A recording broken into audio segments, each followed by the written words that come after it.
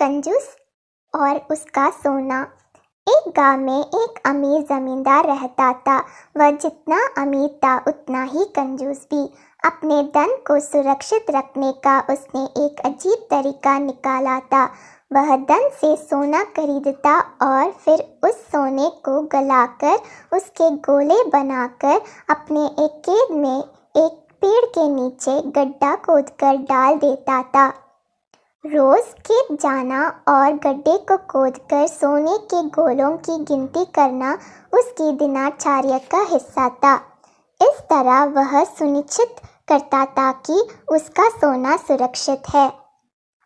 एक दिन एक चोर ने कंजूस आदमी को गड्ढे में से सोना निकालकर गिनते हुए देख लिया।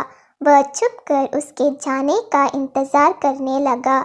जैसे ही कंजूस आदमी गया, वह डक्के के पास पहुंचा और उसमें से सोना निकालकर भाग गया। अगले दिन जब कंजूस आदमी खेत में गड्ढे के पास पहुंचा, तो सारा सोना नदारद पाकर रोने पीटने लगा।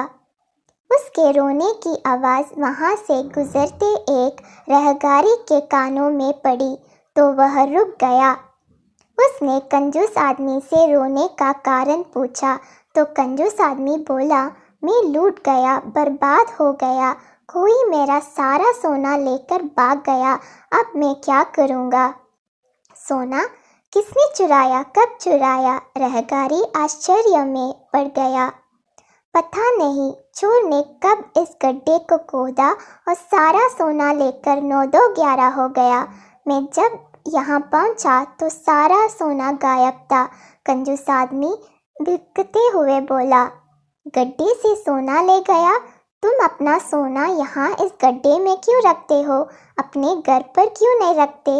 वहाँ ज़रूरत पड़ने पर तुम उसका आसानी से उपयोग कर सकते हो। रहगारी बोला, मैं अपने सोने को कभी हाथ नहीं लगाता। मैं उसे सहेज कर रखता हूँ और हमेशा रखता हूँ। यदि वो चोर उसे चुरा कर नहीं ले जाता। कंजूस आदमी बोला। यह बात सुनकर रहगारी ने ज़मीन से कुछ कंकड़ उठाए और उसे उस गड्ढे में डालकर बोला, यदि ऐसी बात है तो इन कंकड़ों को गड्ढे में डालकर गड्ढे को मिट्टी ढक दो और कल्पना करो कि यही तुम्हारा सोना है, क्योंकि इनमें और तुम्हारे सोने में कोई अंतर नहीं है।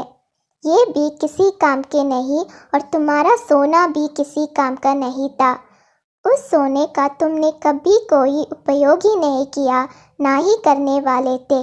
उसका होना ना होना बराबर था। सीख, जिस धन का कोई उपयोग नहीं हो उसकी कोई मोल नहीं।